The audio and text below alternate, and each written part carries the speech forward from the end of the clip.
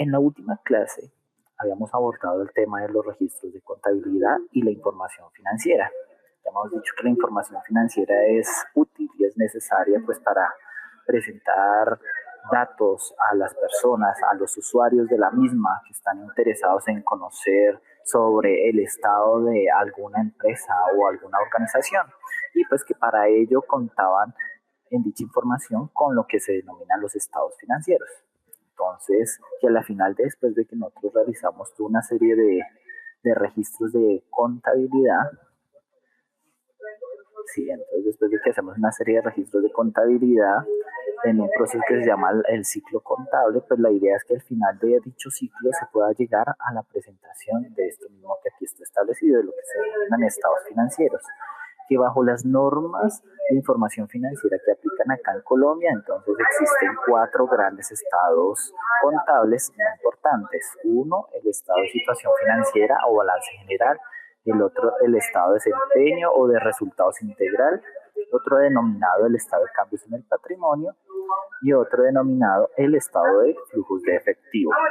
Sin embargo, la mayoría de información que se presenta en estos 4 estados es de información cuantitativa, pero que existe un quinto estado, por decirlo así, que muestra la información cualitativa, es decir, la mayor cantidad de información es de carácter descriptiva, en donde explica las políticas y las notas relacionadas con cada uno de estos estados financieros aquí anteriormente mencionados. Entonces, ustedes dirán, bueno, pero ¿por qué son tan importantes los estados financieros? Bueno, los estados financieros tienen su importancia en estas 3 grandes razones. Una, que los terceros, es decir, personas ajenas a una entidad, pues no tienen acceso a los registros del ente económico, entonces no pueden conocer a un nivel necesario de información de cómo está dicha empresa o dicha organización, no la reconocen. Entonces, los estados financieros proporcionan información útil a ellos para salir de ese nivel de desconocimiento de la misma. Los estados financieros se convierten en el mecanismo por el cual estos usuarios acceden a la información, dado que los estados financieros son regulados con el ánimo de que la información que allí se presente se revele a todo tipo de público. No son limitativos, no son restrictivos, sino los mismos deben quedar disponibles a todo el público en general. Ese ejercicio ustedes lo pueden hacer, por ejemplo, cuando buscan en internet los estados financieros de algún tipo de empresa. Entonces la empresa en su página web los debe tener publicados en un tipo de link o de acceso en donde diga información a los inversionistas o información financiera o información de estados financieros, así por el estilo de encontrar un link. Además, dentro de esa importancia también existe que las autoridades que ejercen inspección, vigilancia y control pues tienen acceso en cualquier momento con base en las facultades otorgadas por la ley.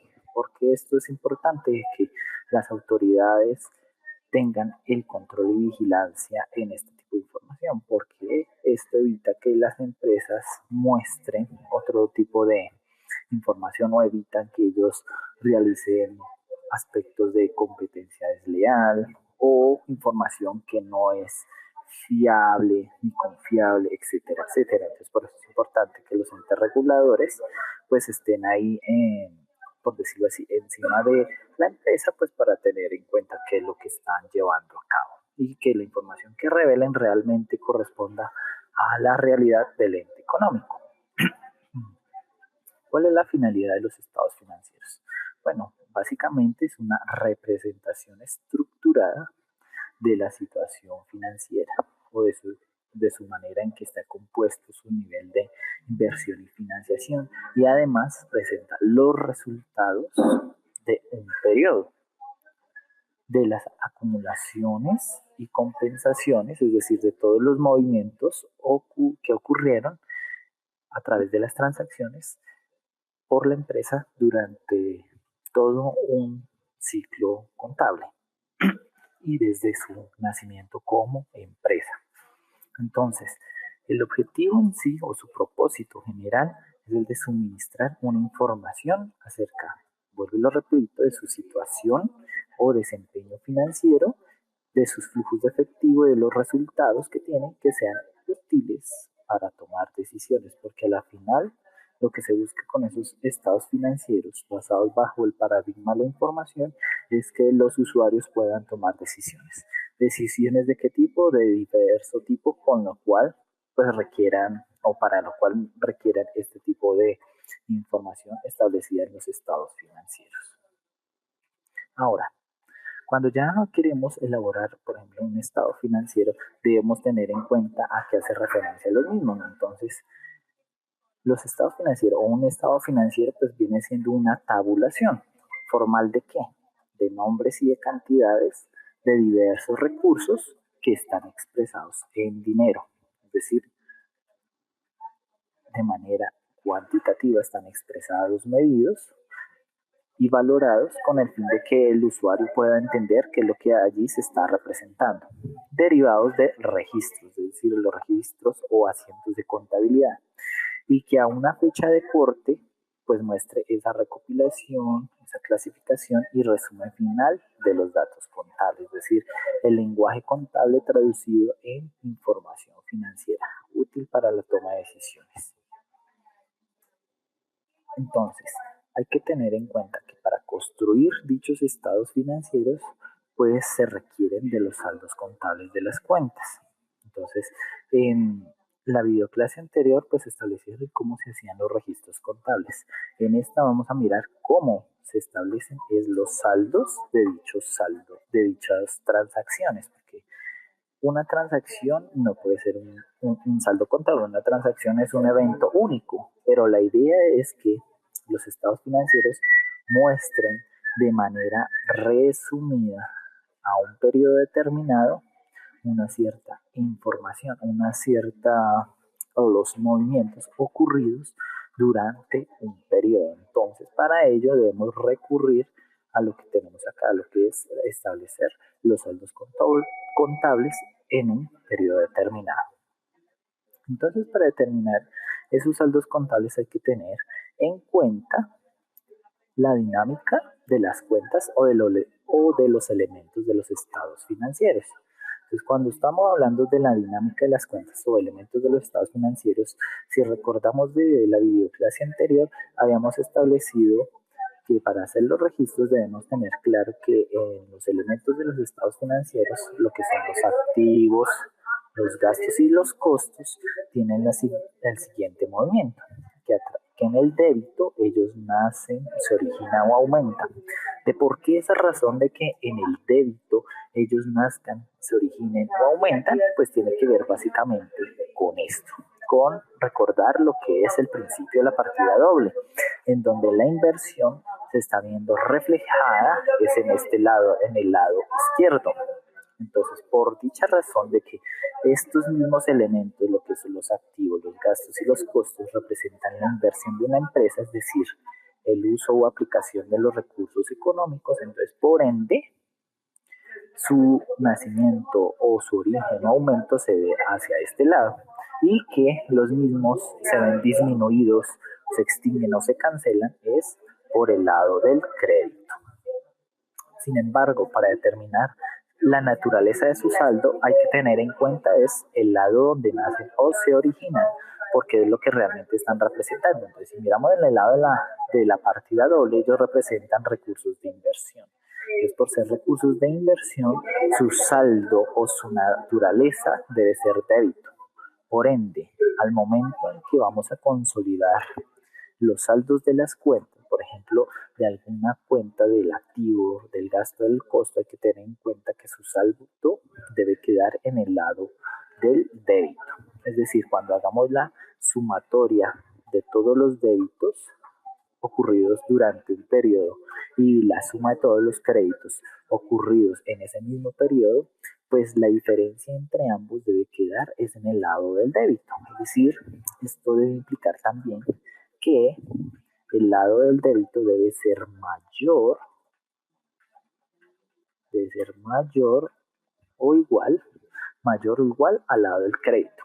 Si en alguna situación ocurre que sea un valor negativo, quiere decir que en alguna transacción se hizo un registro erróneo o equivocado. Esto al momento en que se vaya a construir los estados financieros. Sin embargo, existen algunas cuentas con unas excepciones en su naturaleza. Por ejemplo, aquellas cuentas de activos que representan disminuciones de los mismos. Ejemplo de ellos tenemos las provisiones para cuentas por cobrar o de la cartera o de las cuentas por cobrar a los clientes. También ejemplo de ello las depreciaciones o las amortizaciones, porque la naturaleza de estas cuentas que son de activos es buscar disminuir o reflejar la disminución del valor de un activo a través del tiempo. Por ejemplo, la depreciación lo que muestra es el desgaste, la obsolescencia o el deterioro o pérdida de un activo a través del tiempo. Por ejemplo, cuando ahorita usted actualmente tenga un dinero y compre, por ejemplo, un computador, dentro de 2 o 3 años su computador no va a tener el mismo valor que actualmente tiene. Entonces, la depreciación muestra o refleja ese deterioro por obsolescencia, desgaste, pérdida que sufre un cierto recurso a través del tiempo. Entonces, por eso, este tipo de cuentas pues van a tener una naturaleza diferente, o mejor dicho, su naturaleza o su saldo va a quedarse en el lado del crédito.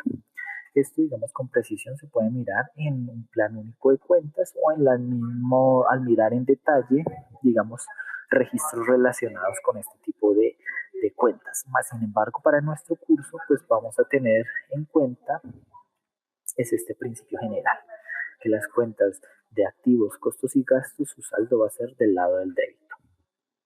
Ahora miremos por el lado contrario, en el lado de lo que se refiere al lado de la financiación.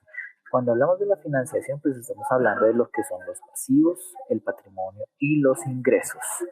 Y aquí pues hay que tener en cuenta que su comportamiento o su naturaleza va a ser diferente a la de los activos, gastos y costos. Es decir, que su nacimiento, su origen o aumento va a ser por el lado del crédito, es decir, por el lado derecho, partiendo de esta misma concepción establecida acá, de que ellos representan es el origen o la fuente de los recursos económicos. Entonces, teniendo claro ello, entonces podemos decir que su saldo va a ser de naturaleza crédito, porque representan son recursos de financiación. Y como lo había explicado en una clase anterior, pues estas cuentas disminuyen, se extinguen o le cancelan es por el lado del débito. ¿Listo? Entonces, partiendo de allí, usted ya debe tener claro, entonces, bueno, entonces al momento que yo voy a determinar los saldos de las cuentas, pues debo tener en cuenta este tipo de dinámicas para hacer bien las operaciones. Entonces ahora veamos un ejemplo en el archivo de Excel. Ahí usted se encontrará una serie de transacciones para una empresa llamada Colaboradores SAS para el mes de abril, que se dedica a la comercialización de equipos electrónicos. Entonces ahí ustedes tienen una serie de transacciones y de una vez ya se tienen hechos los registros contables. Entonces, una vez cuando se tienen hechos los registros contables, cada uno de estos registros durante el mes de abril pues afectó una serie de cuentas. Y a la vez se debe tener en cuenta que en el mes de abril pues llegó hacia el 1 de abril con una serie de saldos.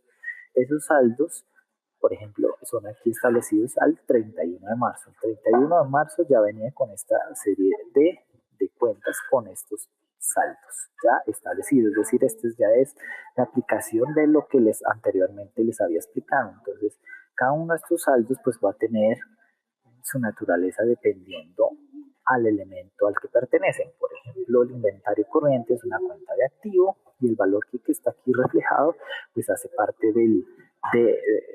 si lo miráramos por el lado, la cuenta T o la partida doble, pues vamos a tener que este valor está representado en el lado del débito. Ejemplo o cosa contraria, digamos, si miramos una cuenta del pasivo, donde este valor aquí representado, este saldo, pues va a representar este valor de acá, pues va a ser un valor en el lado del crédito. Entonces, estos saldos aquí establecidos ya fueron consolidados teniendo en cuenta esto que les acabé de explicar sobre la manera de determinar los saldos de las cuentas. Entonces, volvamos aquí a nuestro ejercicio, pues ya les digo que aquí ya están hechas las transacciones. Entonces, ahora, después de que ustedes en el ejercicio realizan tales transacciones,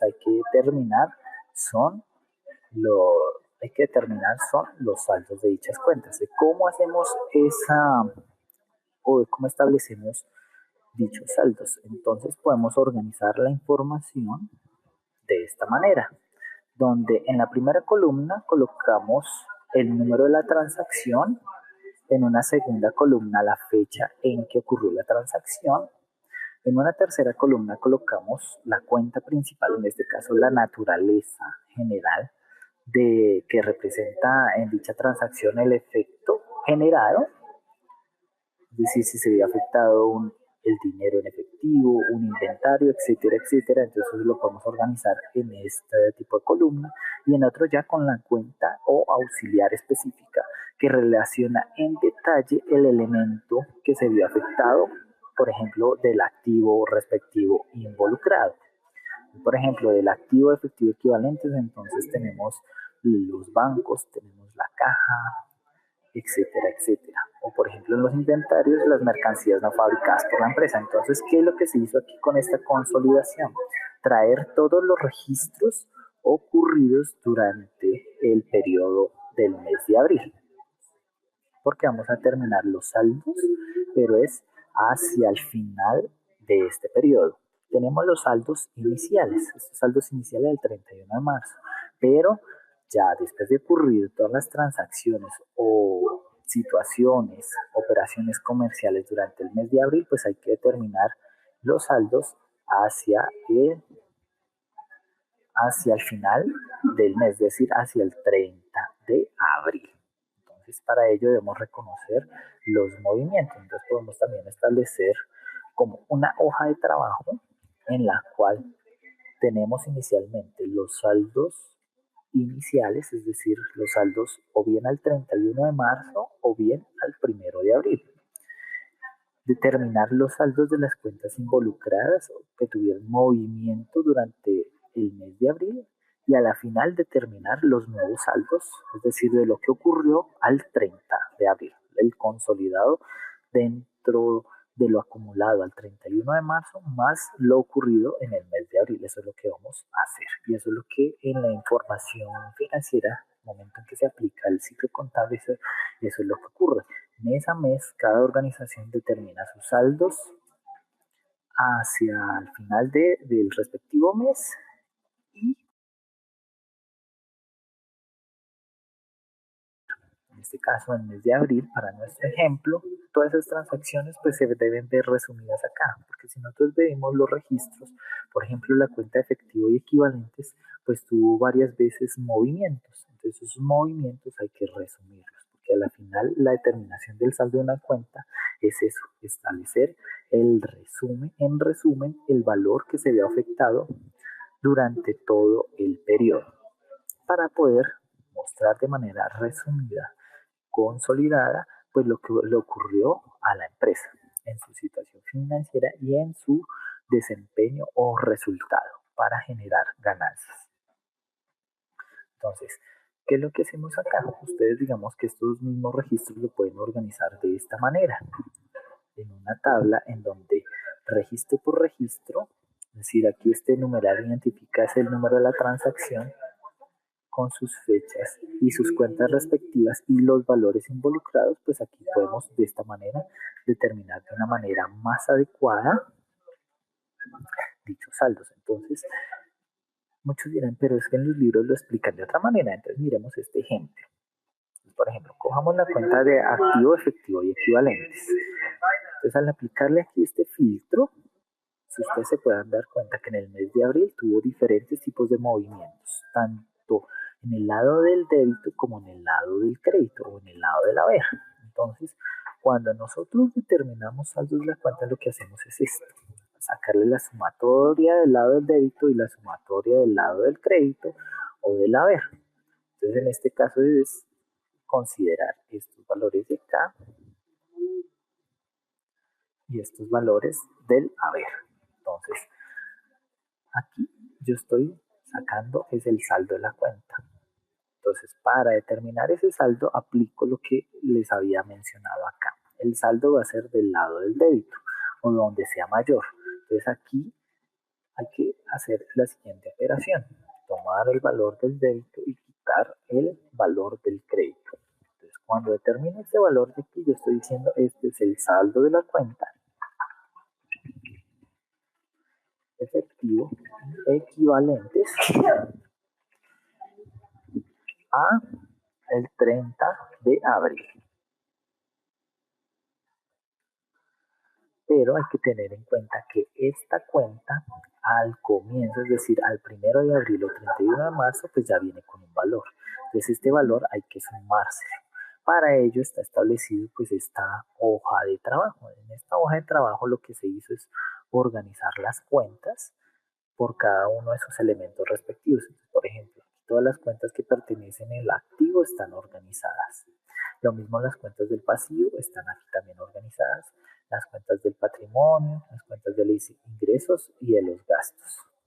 Eso como yo lo determino cuando yo hice aquí la respectiva relación de todas mis transacciones. Entonces, cuando yo miro todas las cuentas aquí involucradas, pues aquí yo me doy cuenta cuáles son las que yo voy a colocar en esa hoja de trabajo. Entonces, como les estaba mostrando aquí, el efecto de esta situación, pues ustedes se puedan dar cuenta de que el determinar ese saldo es como si yo también lo estuviera viendo de esta manera, como si fuera una cuenta T. ¿Por qué una cuenta T? Aquí estoy viendo esa cuenta T.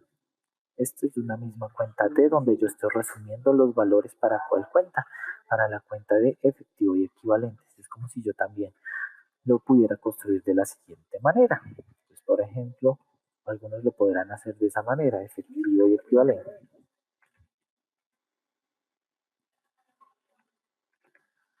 Lo que hacen es traer cada uno de estos valores de acá.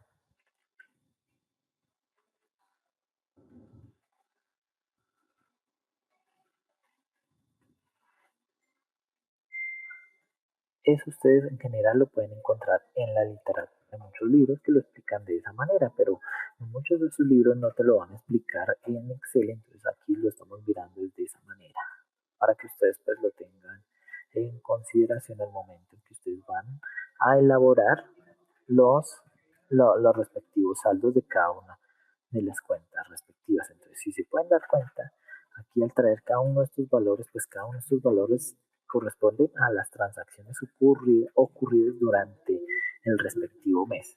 Entonces, si aquí aplicáramos la determinación como tal de los saldos, pues entonces aquí voy a tener en cuenta es determinó todo el valor del débito y todo el valor del crédito.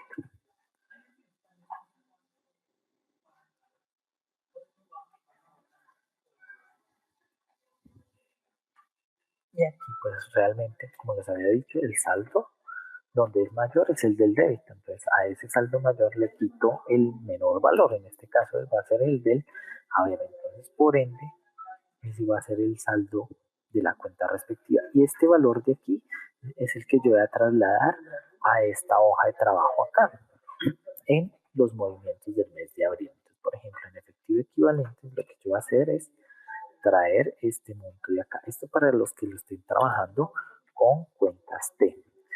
Y hay que tener en cuenta los saldos que ya venían. Es decir, aquí la cuenta efectiva equivalentes tiene este valor. Este valor yo voy a trasladarlo, es decir, lo copio y lo paso acá, en los saldos al 31 de marzo. Aquí yo como determino realmente el saldo al 30 de abril. Pues tomando el valor del débito, tomando todos los débitos y quitando todos los créditos. Como lo había mencionado, entonces acá se muestra es el saldo definitivo al 30 de abril. Entonces, 31 de marzo se tenía un valor de 30.710.790, más el movimiento ocurrido ya consolidado y resumido del mes para la cuenta efectiva equivalente, que fue de 55.578.000. A la final pues va a tener el saldo acumulado o lo que representó acumulado hacia el final de ese periodo es de 86.288.790. Y así uno a uno lo voy a hacer con cada una de las cuentas aquí establecidas. Esta es una manera de cómo se puede hacer esta información, sin embargo, o cómo se puede determinar esta información de los saldos. Sin embargo, existe una manera mucho más rápida de cómo hacerlo utilizando las herramientas que nos ofrece pues, la tecnología, en este caso Excel. Entonces, ¿qué es lo que podemos hacer? Utilizar algo que se llaman las tablas dinámicas. Si ustedes lo hacen así de esta manera, pues deben hacerlo por cada una de las cuentas, así, ir determinando uno a uno los valores respectivos. En algunas va a ser muy sencillo porque durante ese mes pues se vio un valor únicamente afectado, entonces por ende ese va a ser el saldo de dicha cuenta. Y ese saldo es el que se traslada aquí, a esta hoja de trabajo, donde voy a consolidar toda mi información de mis transacciones resumidas al periodo correspondiente del mes de abril. Entonces, hay una manera mucho más rápida de organizar esta información o de cómo determinar esos saldos. Entonces, ¿qué es lo que se utiliza? Algo que se denominan las tablas dinámicas. Lo que yo hago es seleccionar todo mi banco de información, es decir, todas mis tablas. Esta información de acá no la tengo en cuenta, la que yo voy a construir, sino simplemente toda la información que me está mostrando las transacciones. Entonces, selecciono todo el rango y hay que tener en cuenta que cada columna debe estar identificada con un denominador o un nombre para cada una de las columnas. Entonces, número de transacción, la fecha, la naturaleza, la cuenta, débito del haber. Pues esto para que usted pueda organizar de manera adecuada dicha tabla. Entonces, seleccionamos todo el rango o toda la tabla en sí y nos vamos a donde dice insertar en la pestaña en la parte superior, insertar, y le decimos tabla dinámica. Cuando le decimos que tabla dinámica, ahí nos dice, bueno, selecciona una tabla o rango. Como yo ya lo había seleccionado, entonces esta información de acá ya está seleccionada de acá a acá, como está establecido aquí. ¿Y qué le decimos? Usted puede ubicar hacia dónde llevar esta información. Entonces, ¿dónde quiere que se elabore esa tabla o ese informe dinámico? Si en una nueva hoja de cálculo o en una hoja de cálculo existente. En este caso, digamos, en una hoja de cálculo existente, y llevémoslo aquí a la pestaña donde dice saldos a 31 de marzo y parémonos aquí debajo de estas mismas cuentas con estos saldos. Cuando le decimos aceptar, él nos va a traer como esta estructura. Con esta estructura, ¿qué es lo que nosotros podemos hacer? Jugar con la información. Hay diferentes maneras de cómo trabajarla. Entonces, para saber cómo organizar esa tabla dinámica hay que conocer cada uno de estos componentes. Estos componentes o áreas pues representan las diferentes maneras en cómo se puede organizar la información. Entonces, por ejemplo, existe algo que se llaman los filtros, que es como cuando yo le aplico aquí a estos datos, esto es denominado filtro. Entonces, esos filtros en una tabla dinámica es eso, poder coger un elemento respectivo y seleccionarlo y filtrarlo. Eso es lo que ocurre con la tabla dinámica aquí en filtros. En columnas es mostrar información, es por columnas. La información de las filas es mostrar la información por filas, y en valores es donde vamos a jugar porque es lo que queremos resumir, mostrar qué es lo que dinámicamente queremos que la tabla dinámica haga. Entonces, para este caso, ¿qué es lo que yo voy a traer? A mí me interesa es que me traiga la naturaleza por filas. Miren, aquí, cuando yo empiezo a traer cada uno de estos elementos de acá ubicados en los campos y los traslado aquí en la área respectiva de organización de la información, entonces él me lo va a mostrar de diferentes maneras. Si yo traslado este elemento de naturaleza aquí hay columnas, pues él me lo va a mostrar es en columnas, así como se está mostrando de esta manera acá. Entonces yo puedo jugar con esto, o como un filtro. No, cancelar, naturaleza, aquí.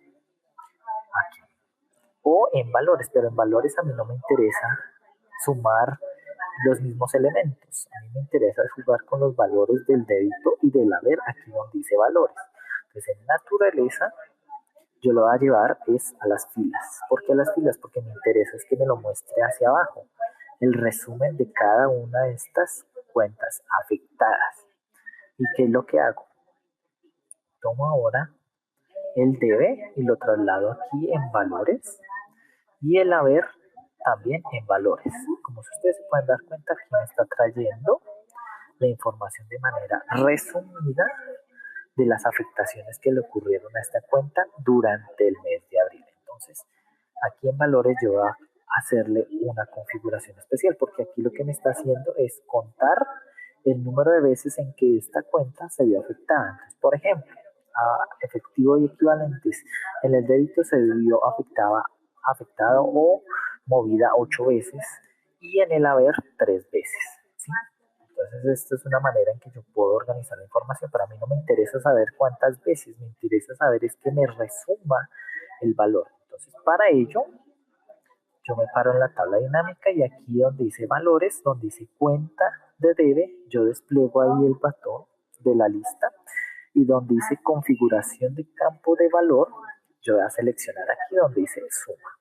Aquí hay diferentes opciones, pero en este caso para nuestro ejercicio me interesa es el de suma, y le digo aceptar. Entonces, ¿qué es lo que está haciendo? Él está organizando aquí la información de las cuentas. Entonces, de activo, cuentas comerciales por cobrar, lo que me está haciendo es sumando todos los valores del débito que se vieron afectados ahí. Listo, para que lo tengan en cuenta. En la cuenta de haber hago lo mismo. Lo configuro y le digo que no sea cuenta, sino que sea suma. Y le digo a aceptar. Pues como les está diciendo, lo que está haciendo aquí esta tabla dinámica es resumirme las transacciones ocurridas en ese periodo por cada una de las cuentas afectadas. Entonces, si lo pueden ver aquí, a cuenta de activo, efectivo equivalentes, aquí me está trayendo la suma del débito y la suma del haber. Y para usted es mucho más fácil organizar la información. La única recomendación al momento de establecer esta tabla dinámica es que en su consolidado tenga cuidado al momento en que usted denomina cada cuenta. Si usted en la primera transacción la denominó activo, efectivo y equivalentes, maneje ese mismo concepto para las demás en donde se vio visto afectado el efectivo y equivalentes. Si usted deja, digamos, algún nombre inapropiado o algo, pues la tabla se lo va a mostrar acá. Se lo va a mostrar aquí con otro ¿qué? Con otro nombre, porque lo va a tomar como un elemento diferente. Aquí en este caso pues nos interesa que es la información que me resumió la tabla dinámica. Entonces, para mí es mucho más fácil trabajar con esta información que ponerme uno a uno a determinar los saldos respectivos. Entonces, esa es una manera de cómo yo puedo trabajar la información. Por ejemplo, aquí la cuenta de activo inventarios. Aquí hay un valor en el débito y aquí en el lado del crédito. Entonces, si nosotros nos miramos aquí a nuestra tabla dinámica, podemos ver que el activo inventarios aquí me está trayendo los 25.200.000 de este valor de acá y la suma de acá, de este lado de acá, que está este valor de acá suma unos 16.380.000. Esto de aquí suma 16.380.000. Si yo lo miro en mi tabla dinámica, míralos acá. 16.380.000. Entonces eso es lo que ocurre al manejarse este tipo de tabla dinámica con estos fines. Las tablas dinámicas tienen muchas funcionalidades. Entonces digamos que para este caso la idea es determinar estas sumatorias. Ahora, como la idea es determinar los saldos, es al final del periodo, es decir, no al comienzo, porque los del comienzo yo ya los tengo, sino los del final, entonces vamos a trasladar estos movimientos. Estos valores de acá son los movimientos que ocurrieron en ese periodo, pero hay que trasladar también estos montos de acá. que son los del 31 de marzo. Entonces, de la cuenta efectiva equivalente son 30.710.000. Entonces, lo que yo hago es trasladar esta información. Activo, efectivo equivalentes en el delto, dicho monto. Lo traslado acá. Cuentas corrientes, cuentas comerciales por cobrar. Es lo mismo. Traslado este valor y lo traigo acá. Y así mismo lo puedo hacer con las otras cuentas. Entonces, inventarios corrientes, lo mismo.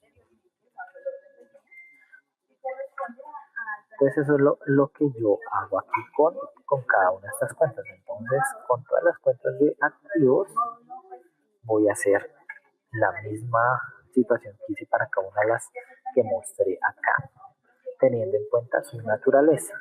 Las cuentas del pasivo, patrimonio e ingresos, su naturaleza es crédito. Entonces, si yo tengo cuentas acá del pasivo y del patrimonio, pues estos valores los voy a colocar en el lado, en el lado derecho,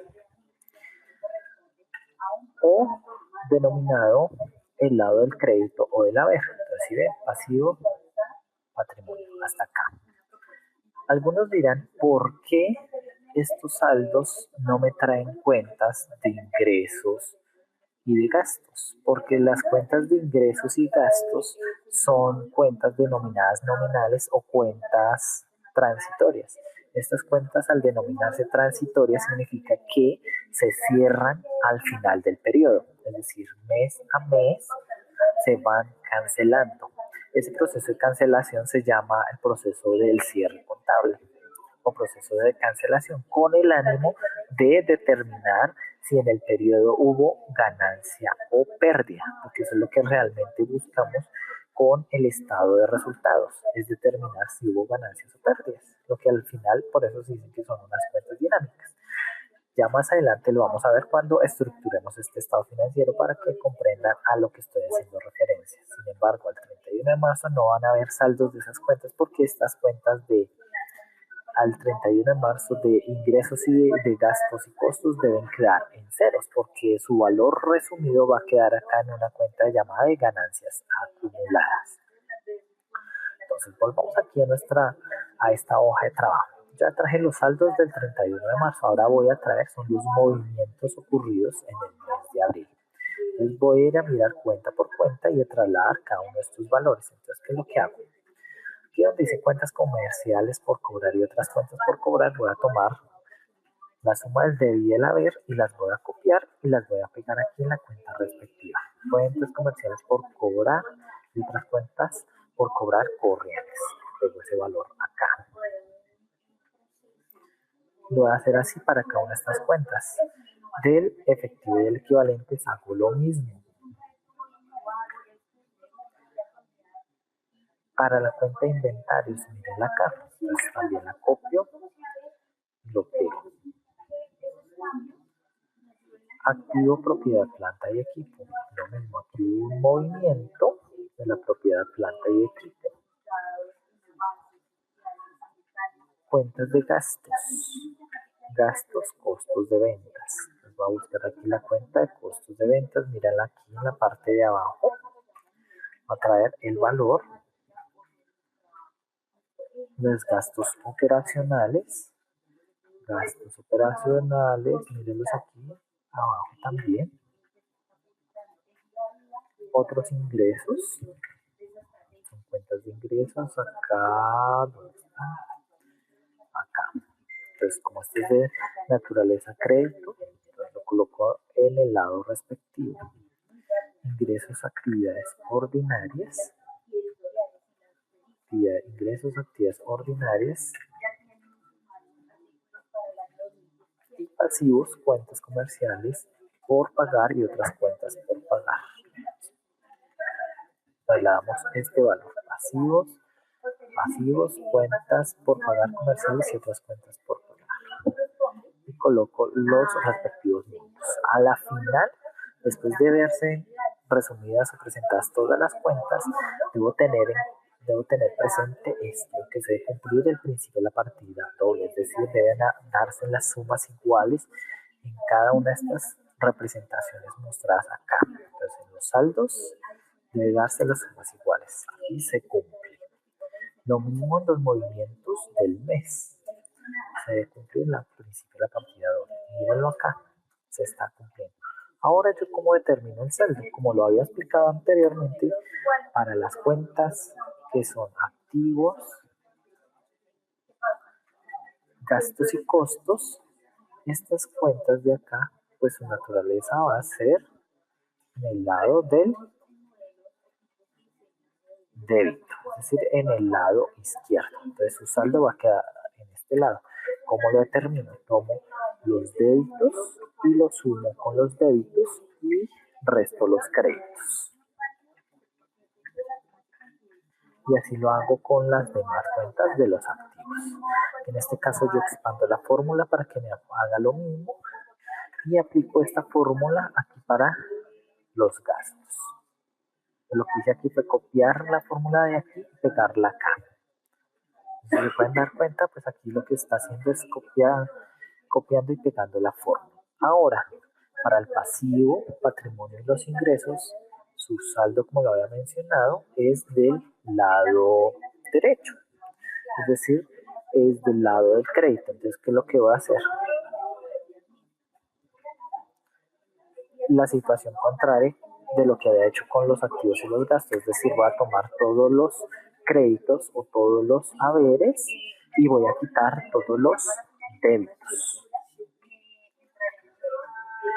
Y asimismo expando la fórmula hacia abajo para que me lo aplique a todas las demás cuentas relacionadas.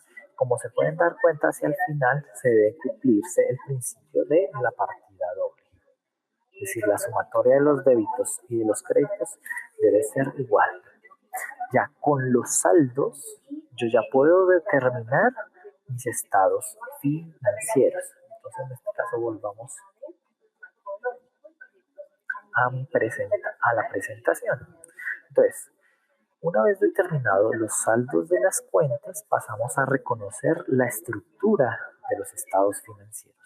Ya tenemos esos saldos. Ahora vamos a conocer cuál es la estructura de los mismos, de esos estados financieros, para mostrar la información financiera útil para los diferentes usuarios. Entonces vamos a mirarlos. Hay que tener en cuenta una serie de características generales que tienen cada estado financiero.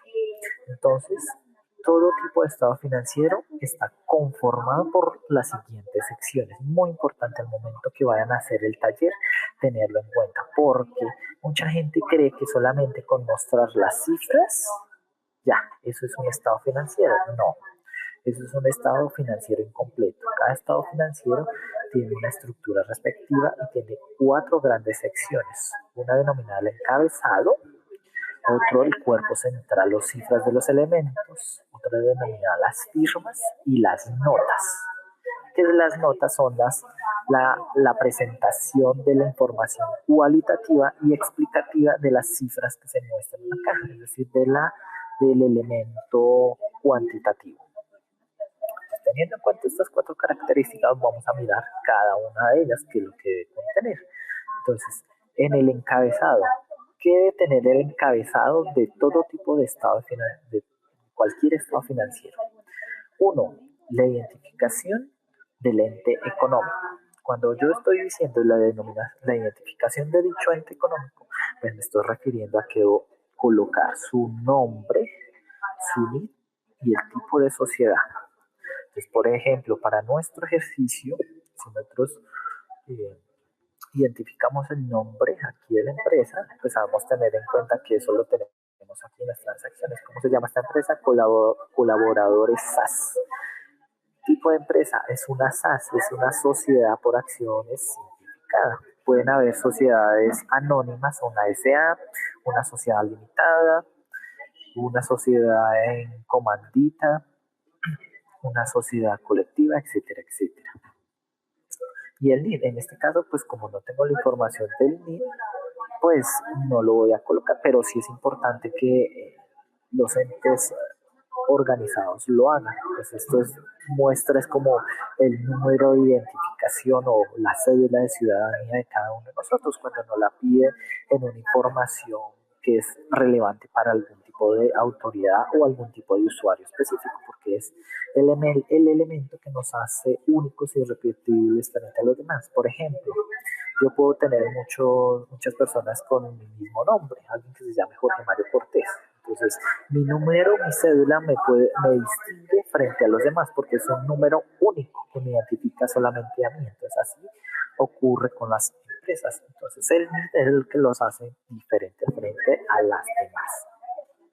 También se debe mostrar el periodo presentado, es decir, el corte o lapso considerado, es decir, la fecha de presentación de la información. Para nuestro ejercicio hay que tener en cuenta que estamos mostrando la información o vamos a mostrar la información es del mes de abril o la información consolidada al mes de abril. Entonces, en este caso sería información hacia el 30 de abril del año 2000XX o el año 2016, acá dependiendo del ejercicio que se esté desarrollando. Importante también colocar la forma en que se expresan las cifras, es decir, su moneda funcional. Por ejemplo, una empresa ubicada en Estados Unidos, una empresa ubicada en Europa, una empresa ubicada en China, una empresa ubicada en Colombia, pues no manejan el mismo tipo de moneda.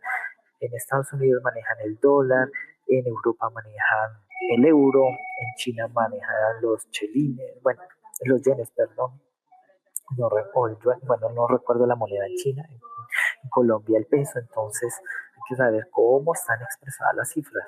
Entonces, esto para fines de poder evaluar y analizar la información que se está presentando y especificar el tipo de estado financiero. Es decir, si es un estado individual o básico, si es un estado consolidado, etcétera, o si es un estado de propósito especial. Es decir, cuando se dice tipo de estado financiero es el mismo nombre del estado financiero. Es decir, estado de situación financiera, estado de resultados para la empresa X o Y. Entonces eso hay que identificarlo al momento de elaborar un estado financiero de manera formal. Debe llevar o cumplir con estos requerimientos. Ahora, en el cuerpo central o contenido general del estado financiero, pues se muestra es información cuantitativa, es decir, se muestran valores numéricos. El resumen de los saldos o los saldos de las cuentas de activos, pasivos, patrimonio, ingresos y gastos se muestran allí, porque es allí donde voy a presentar los elementos de los estados financieros. ¿Y qué lo que voy a presentar allí? Los saldos de las cuentas. Esos saldos de las cuentas reflejan el resultado de aplicar el ciclo contable. Como les había explicado en la videoclase anterior, pues existen unas normas para hacer el reconocimiento de cada transacción. Entonces existe un reconocimiento, un procesamiento de la información, es decir, identificación de las cuentas o elementos que intervienen y su evaluación y medición. Como también les había mencionado antes, existen diferentes formas de medir. Por ejemplo, utilizando costos históricos, valor presente neto de realización, costos amortizados, etcétera, etcétera. Y el valor razonable. Entonces, aquí digamos que para el alcance de nuestro curso, pues no vamos a ahondar en ese tipo de maneras de evaluación y medición. Porque es aquí que ustedes se lleven una idea general de lo que se quiere representar en los estados financieros y cómo para el caso de ustedes lo pueden aplicar al momento de que ustedes quieran organizarse como una sociedad. Ahora miramos la sección de las firmas. ¿Por qué es importante las firmas? Son importantes las firmas en un estado financiero es porque me da la seguridad o la certeza de que la información que allí se presenta es confiable, es fiable y es transparente. Entonces, la firma en los estados financieros me da esa validez, esa buena fe de que esa información allí presentada es verídica, es cierta y ha sido elaborada conforme a las normas establecidas para cada país. Entonces, ¿quiénes son los que deben firmar los estados financieros? El primer responsable de los mismos es el representante legal de la organización, es decir, el gerente general o el que haga de sus veces, el que esté registrado en la Cámara de Comercio como representante legal es la persona que debe firmar, porque él es el responsable de mostrar la situación financiera y los resultados de la entidad frente a todo tipo de usuarios, frente a toda la comunidad. Aparte de él, del gerente, del dueño o el representante, en este caso legal, también debe ir la firma del contador público. ¿Y por qué el contador público? Porque el contador es el que conoce la metodología, las técnicas y las normas en detalle de cómo convertir esas transacciones económicas en el lenguaje contable y que ese lenguaje contable represente fielmente la información financiera de la empresa. Entonces, sobre él también recae la responsabilidad. Y hay algunas entidades aquí en Colombia que deben tener la firma de lo que se denomina como el revisor fiscal. El revisor fiscal es como el auditor, un auditor externo, es decir, una persona externa o ajena a la organización, es decir, que no hace parte de la organización, pero que trabaja para ella para fiscalizar, es decir, para revisar, evaluar y mirar de manera imparcial, de manera neutral, que la información que están presentando de manera interna estas personas correspondan con la realidad. Esto solamente para aquellos entes que están obligados a tenerles. Existen unas disposiciones aquí en el país para que ciertas organizaciones lo tengan. Hay otras que no están obligadas. Entonces, en esa sección de firmas debe ir el signo o señal, es decir, la asignatura, es decir, por decirlo así, el chulo o el garabato con el cual usted firmó en su cédula de ciudadanía, ese mismo figura, signo o señal es la que debe colocar en cada uno de los estados financieros. Además de ello, debe indicarse sus nombres y su identificación. Es decir, en la identificación se debe especificar el cargo, su cédula de ciudadanía y su tarjeta profesional, su número de tarjeta profesional. Esta tarjeta profesional aplica para los contadores y para los revisores fiscales. Y aparte de colocar las firmas, hay un aspecto esencial que se debe tener en cuenta. Se debe hacer precisión de la siguiente frase, de la siguiente expresión. Esta expresión debe tenerla todos los estados financieros, que las notas que acompañan los estados financieros no son anexos, ojo con ello, sino que son parte integral de los estados financieros. Cuando me hago referencias a las notas es a la parte cualitativa, las notas son las que explican esta parte de acá, explican esto. Cómo en una empresa llevan a cabo su ciclo contable y cómo aplicaron esas normas para reconocer, procesar y medir cada uno de los hechos económicos. Es decir, esa información de las notas me explican lo de acá, de manera cualitativa y de manera resumida, obviamente. Entonces, el contador y representante legal debajo de sus respectivas firmas deben hacer alusión también a una certificación o un informe que ellos deben elaborar.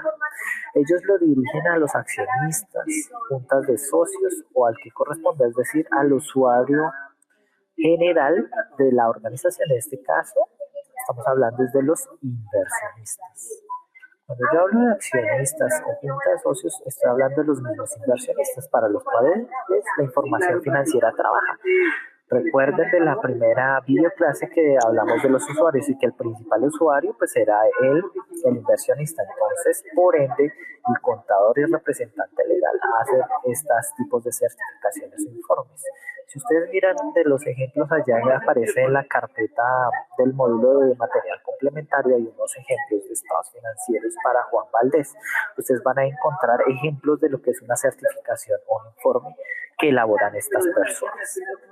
Y el revisor fiscal pues debe elaborar un documento que se llama el dictamen, que es la emisión de por ejemplo, de su veredicto si de la información presentada corresponde a la aplicación de las normas que aplican en Colombia, si está supeditado a ello, a toda la parte legal y administrativo de la organización si se está llevando de manera adecuada. Entonces, el revisor fiscal es como la persona externa que dice, mire, efectivamente esta organización cumple o no con las normas establecidas para la organización en tales temas. Eso es lo que se hace. Y finalmente, en la sección de las notas, como lo había dicho anteriormente, no son anexos, es la información mayormente cualitativa, porque allí lo que hace es complementar y detallar las partidas o los rubros, es decir, las cuentas, que por alguna razón de su naturaleza necesita darse una mayor explicación de la presentada en el cuerpo central de los estados financieros. En los mismos ejemplos que les acabo de mencionar, pues ustedes encontrarán allí también las notas. Y las notas ustedes se pueden dar cuenta que es la mayor información que suministra una empresa. En sí, la parte central o el contenido, este contenido de acá, por lo general no se van más de 2 hojas. Pero en lo que corresponde a las notas pueden ser superior a 20 o 30 hojas, donde lo que se hace es explicar la información de muchas de esas transacciones que se llevaron a cabo. Para mayor información, para aquellos que quieran enfocarse o revisar más el tema de las notas, pues pueden revisar la NIC número 1 o la NIC Pymes en la sección número 8, donde se habla sobre las notas respectivas. Ahora miremos cuáles estados financieros son los que se exigen o los que se requieren, digamos, de manera básica para una organización presentarla frente a las autoridades respectivas o frente a sus usuarios.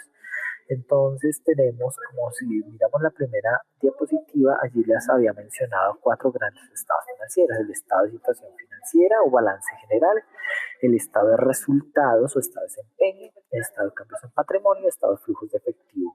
Para este curso me interesa es manejar, o en este primer módulo, es el estado de situación financiera y el estado de resultados.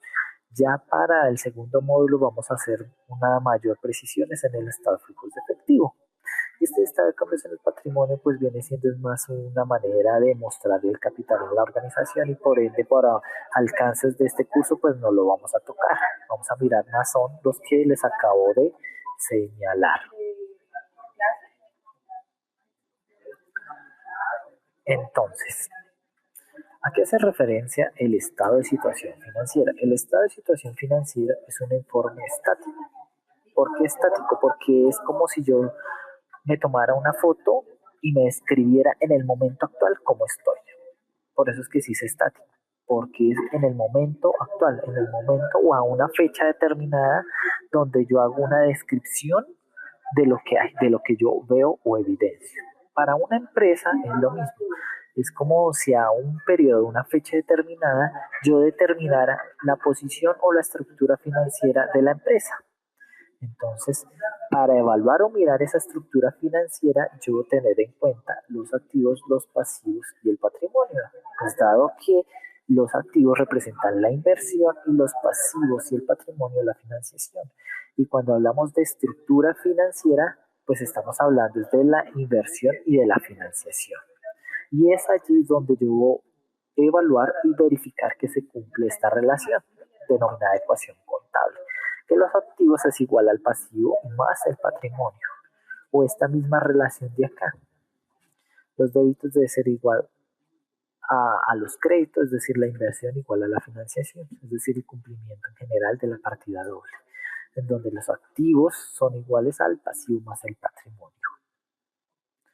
Y eso es lo que yo evidencio o evalúo aquí en el estado de situación financiera.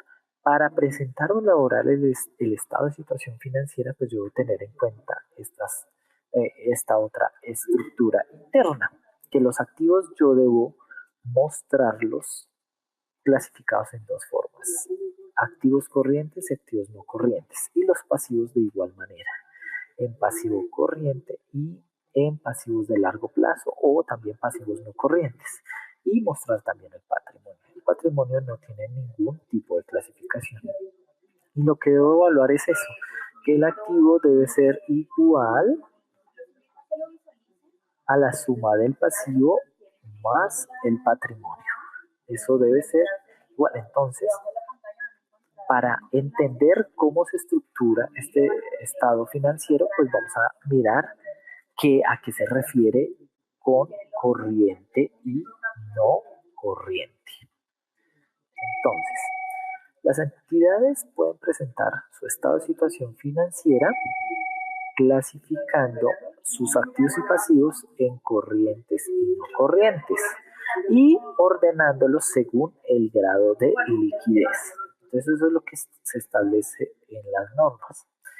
Entonces te dirán, bueno, pero ¿a qué hace referencia lo corriente y no corriente? Lo corriente y no corriente en una organización hace referencia o está ligado a algo denominado al ciclo normal de operación. ¿Qué es el ciclo normal de operación? El ciclo normal de operación para una empresa es evidenciar de dónde parte su actividad económica y en dónde termina, es decir, su actividad principal. Por ejemplo, una empresa dedicada a comercializar productos. Desde el momento, del tiempo en que lo compra hasta el momento en que lo vende y recibe el dinero de esa venta, ese lapso o ese tiempo transcurrido se denomina como el ciclo normal de operación. ¿Sí? Entonces, aquí como se tiene establecido, es el lapso de tiempo entre la compra de todos los recursos necesarios para fabricar su producto hasta el recaudo del dinero correspondiente a la venta. Es decir, al momento en que usted vendió y recaudó el dinero de esa venta, hasta allí se considera como el ciclo normal de operación. Esto puede ocurrir, por ejemplo, en las organizaciones que pueden durar 2 o 3 años u organizaciones que pueden durar menos en 6 meses. Por lo general, para las normas contables, pues se considera de 12 meses. Hay muchas entidades que lo identifican de esa manera, que su ciclo normal es de ese estilo. Cuando se dice es normal, ojo, porque puede ocurrir que una compra sea extraordinaria o una compra se demore por más tiempo o se vea atrasada por diferentes razones. Entonces, no, es lo que normalmente ocurre en condiciones o situaciones normales de operación. Entonces, ¿qué se considera de esa manera? Entonces, ¿por qué es importante establecer este ciclo normal de operación? Porque lo que hace referencia corriente y no corriente es hacia eso, que se va a considerar una partida, un rubro o un recurso corriente cuando su realización, su consumo, su utilización, su liquidación o su pago no supera dicho ciclo, es decir, no supera los 12 meses. Entonces, para el caso de un activo que se dice que es corriente, es cuando se espera realizar o consumir. Aquí referencia a la palabra realizar, a utilizarse, a usarse, a manipularse, y que su consumo o su extinción no se va a llevar a cabo en un periodo superior a 12 meses.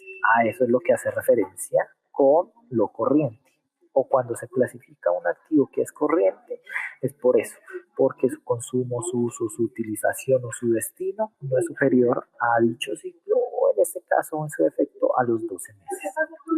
También cuando se tengan con la intención de venderse o transarse, es decir, intercambiarse en el corto plazo. Debemos tener en cuenta que se define corto plazo en un periodo inferior a 12 meses. Ahora, para los pasivos. Para los pasivos ocurre lo mismo. Cuando se liquide o se cancele, es decir, se extinga la deuda en un tiempo no superior a dicho ciclo o a los 12 meses. Es decir, por ejemplo, alguien que va a un banco y solicita un crédito, digamos, para 12 meses o para 8 meses, pues se considera un pasivo corriente, porque su liquidación o su cancelación se espera hacer en un periodo del corto plazo. Pero cuando dicho pasivo se solicita a 24 24 meses, a 36 o 60 meses, no es una deuda o no es un pasivo corriente, sino no corriente, porque supera los 12 meses. Lo mismo cuando se tienen con el fin de transarse en el corto plazo. ¿Listo? Entonces esto es para que al momento en que ustedes van a hacer esta distinción y al clasificar las cuentas respectivas lo tengan en cuenta. Sin embargo, en muchas de las cuentas, por su naturaleza, uno puede determinar si es corriente o no corriente, o el mismo nombre lo identifican cuando es corriente o no corriente. Ahora, también hay que tener en cuenta otro aspecto, que aparte de entender que hay que clasificarlo en corriente y no corriente, hay que ordenarlos según su grado de liquidez. Pero entonces, ¿a qué hace referencia la liquidez? Bueno, la liquidez lo podemos ver con un ejemplo muy sencillo. Ustedes tienen dinero, por ejemplo, billetes de 20.000, billetes de 1.000, moneditas, billetes de 5, de 10, tienen un carro lujoso o son dueños de un gran edificio. La liquidez hace referencias a la velocidad en términos de tiempo, es decir, qué tanto yo me demoro o qué tanto se demora un recurso convertirse rápidamente en dinero en efectivo. Entonces, si esto lo miráramos con estos ejemplos aquí colocados y yo les preguntara qué es más corriente, o perdón, qué es más líquido. ¿Qué es más líquido? Si el dinero que ustedes tienen en su bolsillo o un auto lujoso.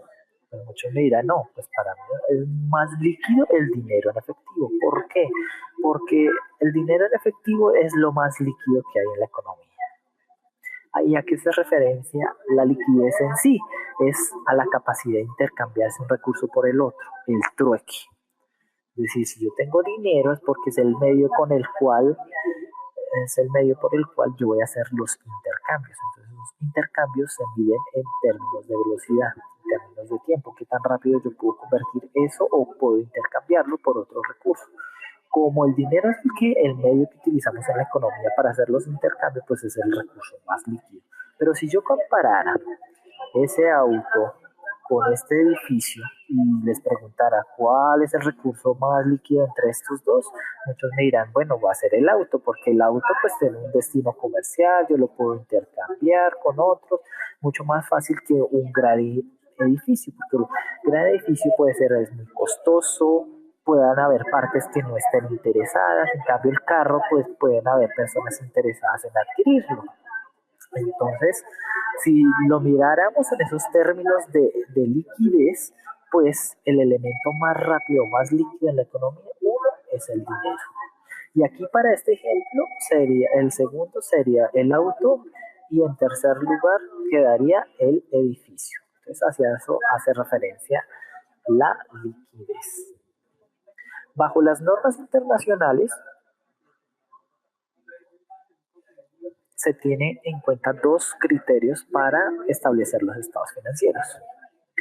Uno puede hacerse por el orden de liquidez, lo que habíamos visto. Entonces allí se muestran primero los activos y dentro de los activos corrientes, los más líquidos, ordenados por los más líquidos y lo mismo, después los activos no corrientes. Luego muestro los pasivos y lo mismo también, los pasivos más líquidos y los pasivos menos líquidos de después, es decir, los corrientes y no corrientes.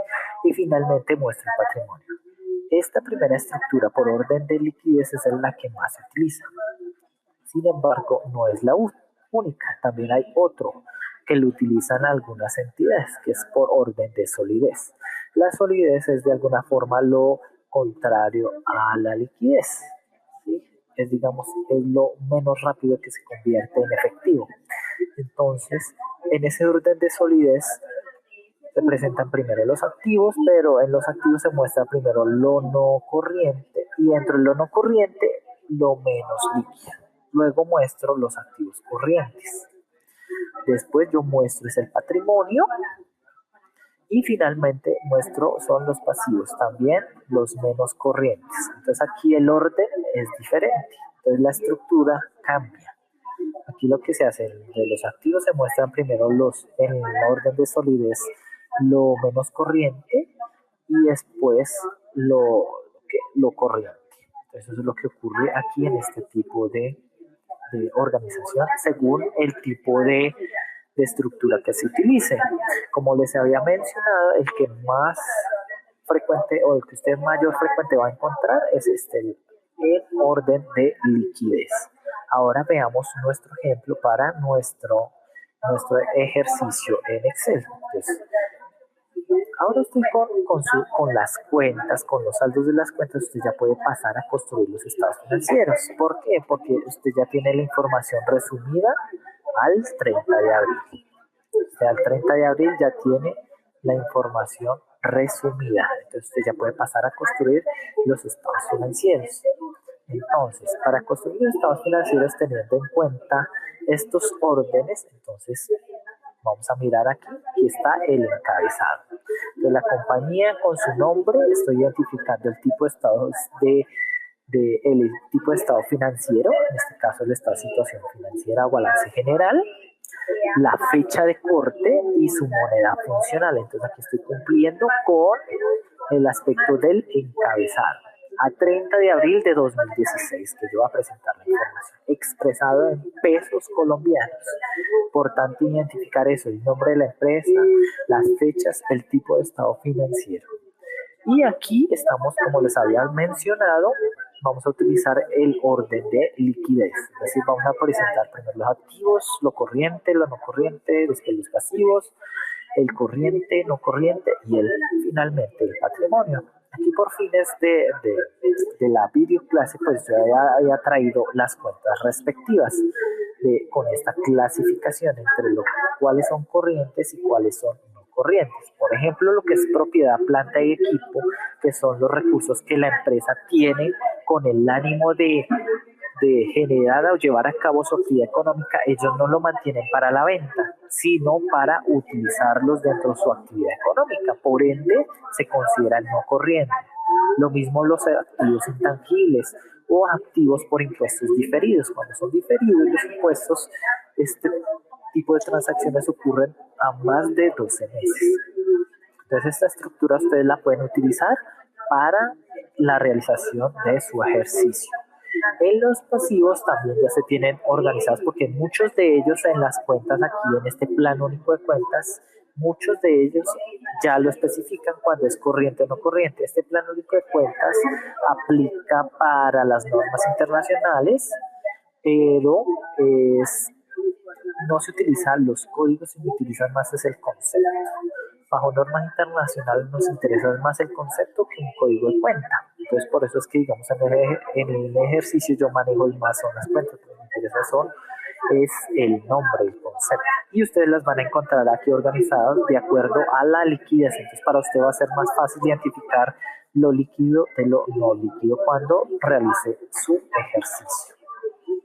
Entonces, aquí en la estructura estoy mostrando primero los activos, los corrientes, después los no corrientes, después los pasivos, pasivos corrientes, finalmente los no corrientes. Muchas de las cuentas de los pasivos me indican cuando es corriente o no corriente, entonces para usted va a ser mucho más fácil identificarlo. Y el patrimonio, como no tiene clasificación, se muestra de acuerdo al orden en que se esté presentando aquí en el plan único de cuentas, que también aparece aquí en esta pestañita.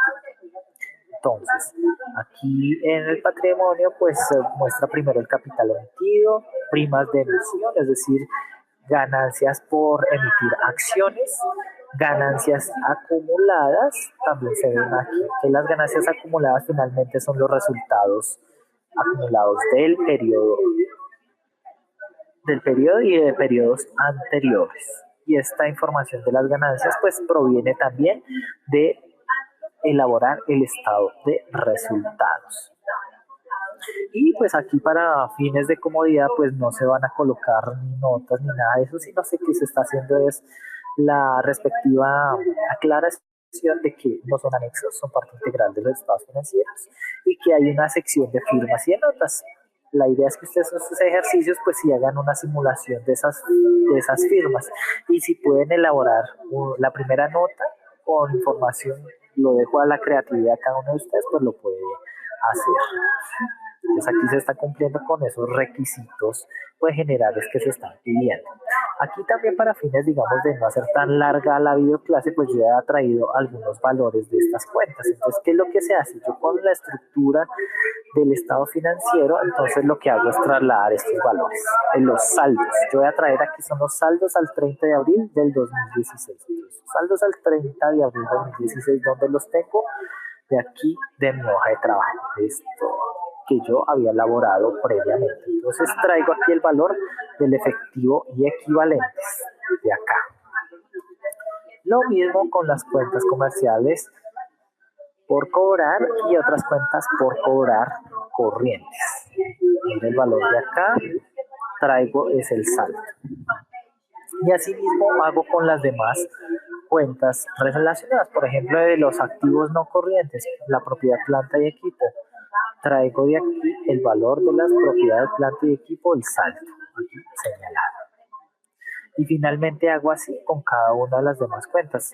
Hago también un resumen o determino una sumatoria para el total del activo corriente y activos no corrientes, porque esta información importante es para construir indicadores financieros. Y determino mi total de los activos. Ahora hago lo mismo con mis pasivos. Traigo el valor del saldo. Y así para cada una de las cuentas. Aquí, por ejemplo, para otros pasivos financieros no corrientes, hago lo mismo. Traigo ese valor. Pasivos financieros no corrientes.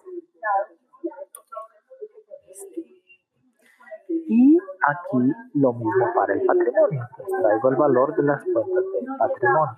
Entonces aquí del capital emitido y de las ganancias acumuladas. Entonces, aquí en las ganancias acumuladas, sí hay que tener en cuenta algo muy importante, que es no solamente voy a traer el valor de aquí, de estas ganancias,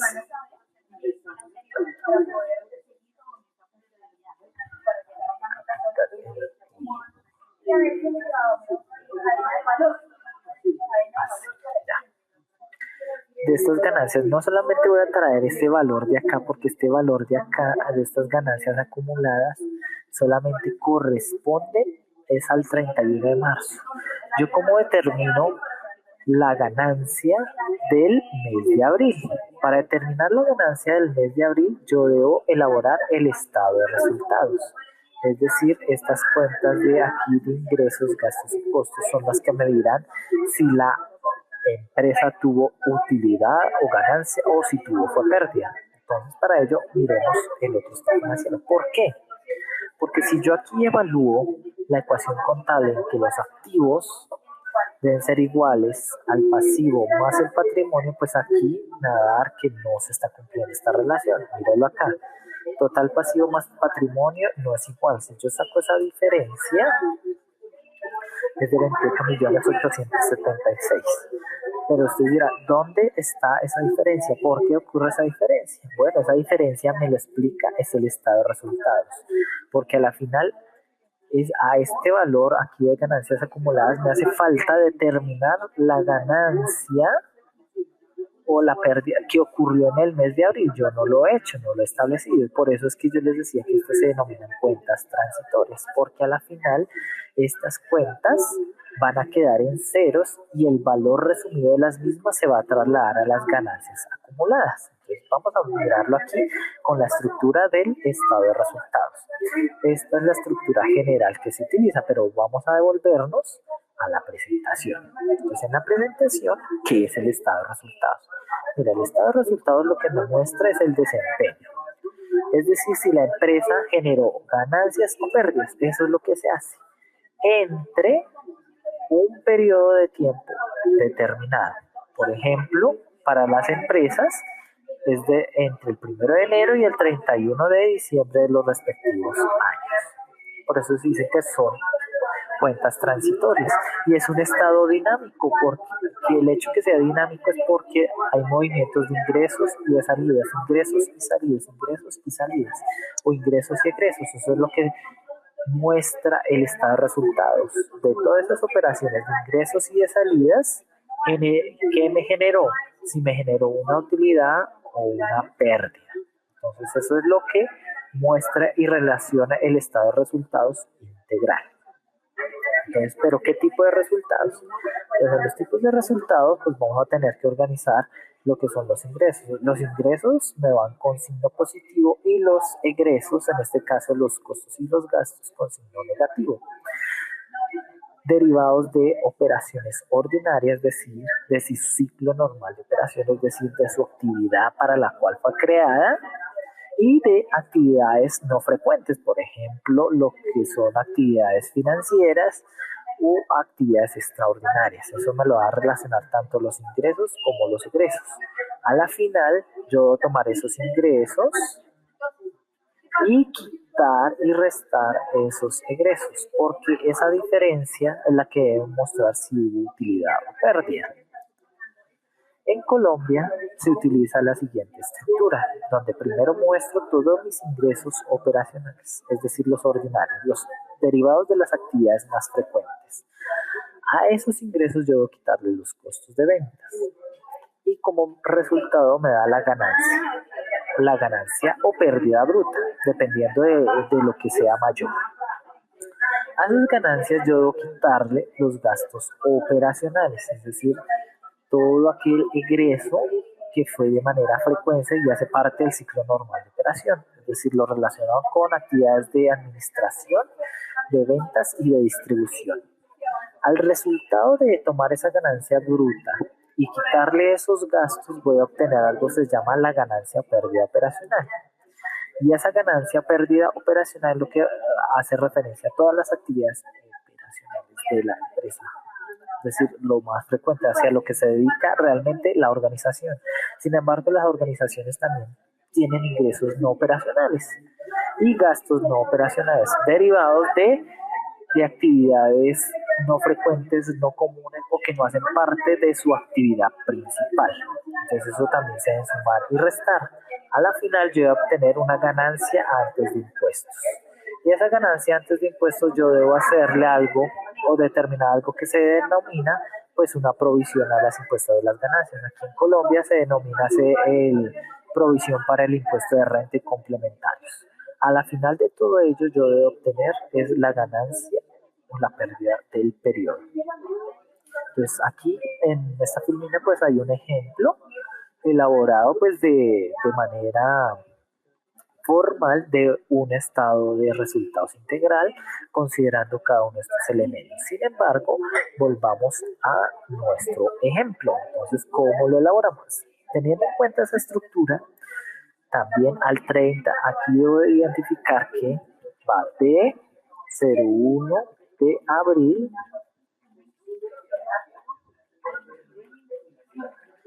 al 30 de abril del 2016, porque solamente estoy considerando es el mes de abril. Entonces aquí no estoy considerando ni marzo, ni febrero, ni enero, ni periodos anteriores, solamente el mes de abril. Por eso es que este corte es importante identificarlo. Y ese es el que yo tengo aquí reflejado en estas cuentas de acá. Si ustedes se dan cuenta aquí, yo no tengo ningún valor. Por ende, la medición no puede decir que es hasta el 30 de abril, porque yo no estoy acumulando como lo estoy haciendo aquí con las cuentas del estado de situación financiera, sino aquí estoy mostrando es el resultado del mes de abril únicamente. Entonces, por eso esta denominación aquí es importantísima dejarla clara en el encabezado del estado de resultados. Entonces traigo los ingresos por actividades ordinarias. Ingresos, actividades ordinarias, míralo acá, aquí tengo el saldo. Y a ese saldo también yo voy a traer el valor del costo de las ventas. Gastos, costos de ventas, míralo acá. Lo traigo. Aquí yo voy a determinar es la diferencia. Tomar a los ingresos y quitarle los costos. Y aquí me da el valor respectivo. Ahora traigo todo lo que son los gastos operacionales. Aquí los gastos operacionales pues, están resumidos aquí en esta cuenta de gastos operacionales. Los traigo y ¿qué es lo que hago? tomar esa ganancia bruta y quitarle esos gastos operacionales, así como está relacionado aquí. Y aquí finalmente lo que traigo son otros ingresos, lo que no hace parte de la actividad principal de la empresa o de su ciclo normal. En este caso aquí otros ingresos, 23 millones. Y aquí yo determino otra vez nuevamente la diferencia entre esa ganancia por actividades de operación hacia esos otros ingresos y me da las ganancias o pérdida antes de impuestos. Aquí no determino la provisión porque pues la idea es no hacer tan extenso el ejercicio y pues si ustedes se fijan acá, este valor de aquí establecido, si ustedes se dan cuenta, es el mismo valor de esta diferencia de acá. Entonces, ¿qué es lo que ocurre?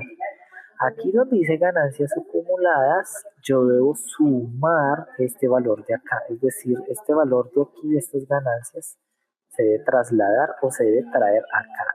Entonces, para nuestro ejercicio, yo traigo este valor de acá de las ganancias acumuladas y le sumo el valor de acá de la ganancia o pérdida.